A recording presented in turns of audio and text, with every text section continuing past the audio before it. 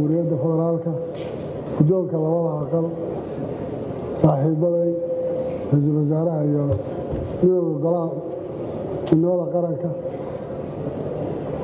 midowga musharaxiinta beesha caalamka iyo qof walba borotokoolka halkan ku jooga inaan ku salaamo salaanta islaamka asalaamu calaykum waraxmatullahi wabarakaatu ficlan waxaan u daynay in markii hore aan isku ogeyn in hal qof noo hadlo sababtoo dadka wakhtiga aad u dheeraa laakiin waxay ka fursan weynay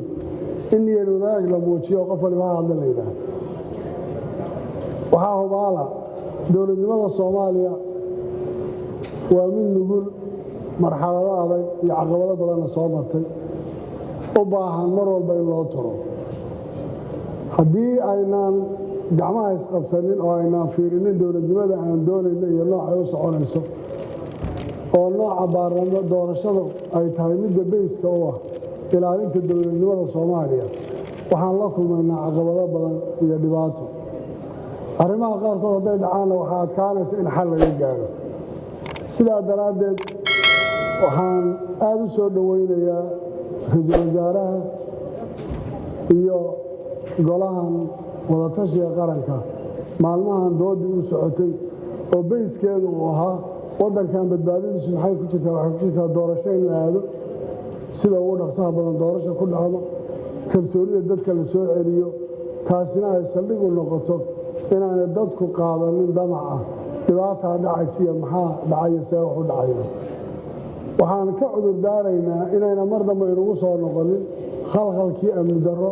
ee dhacay anoo u mahad celinaya laamaha amniga iyo ciidamada qalabkiisa guud ahaan inay aad isu xakameeyeen ilaaliyeenna waddanku inuuna gelin xaalad adag taas macnaheedu wuxuu noqonayaa waxa aan ka fakaraynay waa laysqaban siyaasad baa lagu jiraa wax badan baa layskaga hor imanaya laakiin baysku inuu yahay waddankan inaan garanayno waddanka aan ku noolahay midka uu yahay waxaan ka mid ahaa lifaaqa aan raacinay hadda heshiiskan oo saldhiggiisu uu ahaa si aan la isu qaqabsanin dowladda dambe ee doorashada kadib imanaysaay khaaridatu dariiqii ay mari lahayd ama rowd maalkii ay qaadan lahayd in isagana lagu talagalo si loo qaado tallaabooyin oon maalin walba la isu weydiinin xaggeen wax ka qabannaa iyo xaggeen qaadnaa waxaan aad iyo aad ugu mahad celinayaa shacabka gobolka banaadir iyo caasimadda oo had iyo jeer deganaansho iyo tanaasul badan muujinaya inay u dulqaataan wax kasta oo caqabada oo iman karaya dadkuna erayada qaarkood oo inta badan dadku isticmaalaan oo taariikhda iyo sidan iyo waxbaa la soo maray odhanaya intii laga gudbo maanta iyo mar walba aynu soo qaadanno dowladnimadeenna meeshaan aadayno seen hore ugu soconnaa intaa ay ku dhammaato iima muuqato dhan badan oo siyaasad loo kala qaadqaadi karayo sababtoo waxaan soo marrayna waa wada garanaynaa waddankeennu midku yahayna waan garanaynaa waxaan ka codsanayaa oon uga mahad celinayaa mar labaad beesha caalamkana inay si buuxda ugu garab istaagaan doorashadaas siday uga dhici lahayd si nabada dhaqaalaheeda loo heli lahaa waddankuna doorashadu xal bay u tahay aad baad u mahadsantihin salaamu calaykum waraxmatullahi wabarakaatu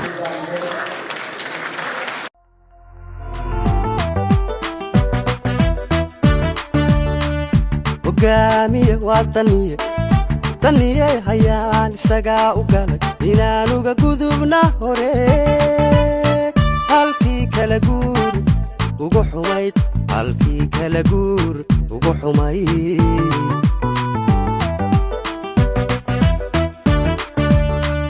hogaamiye waa daniye hayaan isagaa u galay inaanuga gudubna hore halkii kala guur ugu xumayd halkii kala guur ugu xumayd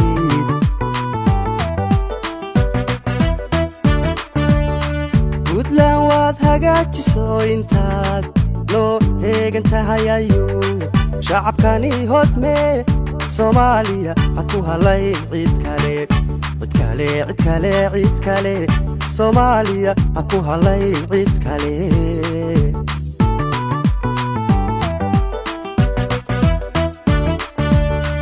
puntland waad hagaajiso intaad noo eegan tahay ayuu shacabkani hodme soomaaliya ha ku halayn cid kale cid kale cid kale cid kale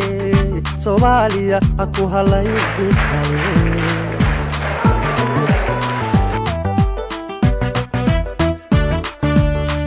walagu hanweeyehede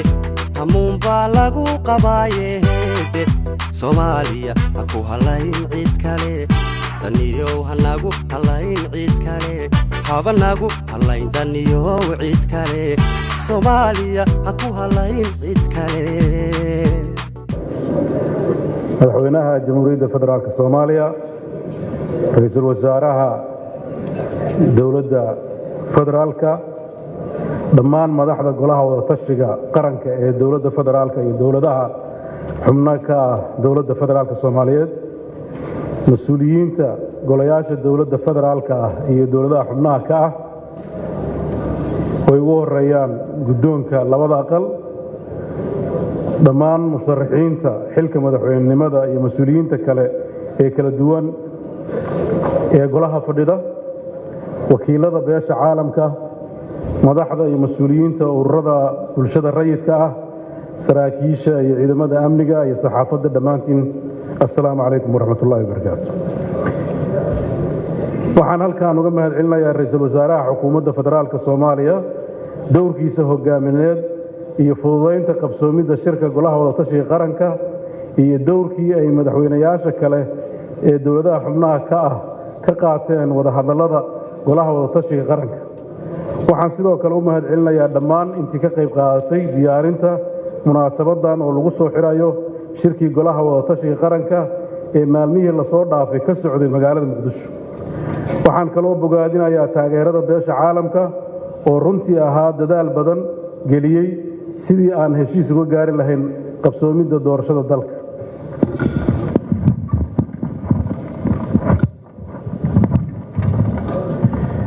mudanayaal iyo marwooyin sharaf weyn ayay ii tahay in aan halkaan maanta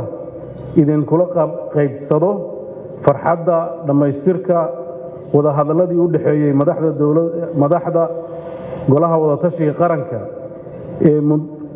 ee muddadan ka socday magaalada Muqdisho ee aan uga hadlaynay xallinta caqabadihii hareeyay fulinta heshiiskii aan 17 Sebtembar 2020 ku saxiixnay magaalada Muqdisho mudanayaal iyo marwooyin warmudkiyeedka halka laga akhriyay oo ah qodobadii ka soo baxay shirkii golaha wada tashiga qaranka wuxuu ku yimid isu tanaasul isqancin iyo rogrogis sidii xal wada ogol ah looga gaari lahaa caqabadihii ka jiray helgelinta doorashada dalka iyadoo la tixgelinaya ku dhaqanka heshiiskii 17 Sebtembar 2020 sida aad wada ogtihiin waxa qarka u fulnay in dalku galo burbur dawladnimo xasiloon darro siyaasadeed iyo khalkhal amni oo dhammaantood horseedi kartay khatar in dalku ku laabto wadadii laga soo kabsanayay ee dagaalka sokeeyay taasoo ilaahay mahadiis aan dhihi karno in lagaga badbaaday niyad sami iyo juhdi dheer oo guushiisa la gaaray aan halkan maanta u wada joogno mudanayaal iyo marwooyin dowlad dhiska dalkeennu wuxuu weli ku jiraa xaalad nugul ah maadaama uu dalku weli ka soo kabanayo burbur dawladnimo mid dhaqaale iyo mid bulsho haddaba dhammaan gaar ahaan mas'uuliyiinta dowladda federaalka loo doorto iyo dowladaha xubnaha ka ah waxaa waajib inagu ah in aan mas'uuliyadda alle hortiisa ah iska saarno sidii looga miro dhalin lahaa geedi socodka dowlad dhiska dalka iyadoo la ilaalinayo qawaaniinta iyo mabaadi'da lagu heshiiyey ee saldhigga u ah tubta dowlad dhiska iyo nidaamka federaaleynta dastuurka ku meel gaarku ugu horeeyo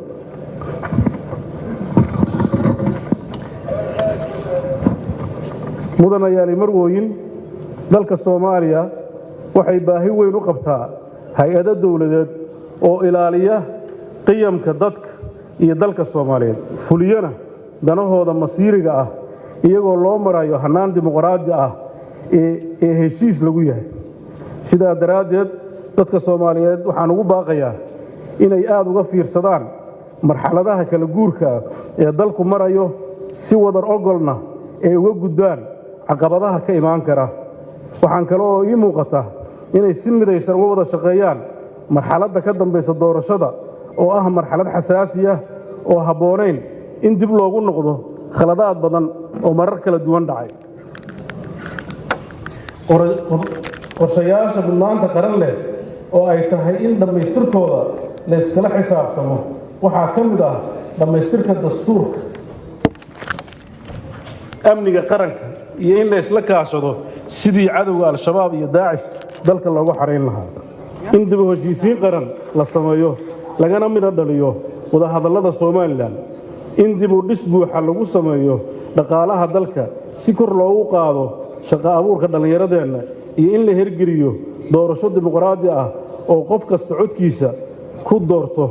ku dooran karo madaxdiisa mustaqbalka mudanayaal marwooyin waxaan halkaan idinku xaqiijinayaa sida ay nooga go'an tahay qabsoomidda doorasho dalka oo ku dhacda si nabad ah wada ogol ah annagoo ka duulayna xasilinta siyaasadeed iyo amni ee dalka sidaa daraaddeed waxaan si joogto ah uga wada shaqaynaynaa hubinta fulinta dhammaan heshiisyada lagu hirgelinayo doorasho ku dhacda si nabad ah. Wassalaamu calaykum waraxmatullaahi wabarakaatu.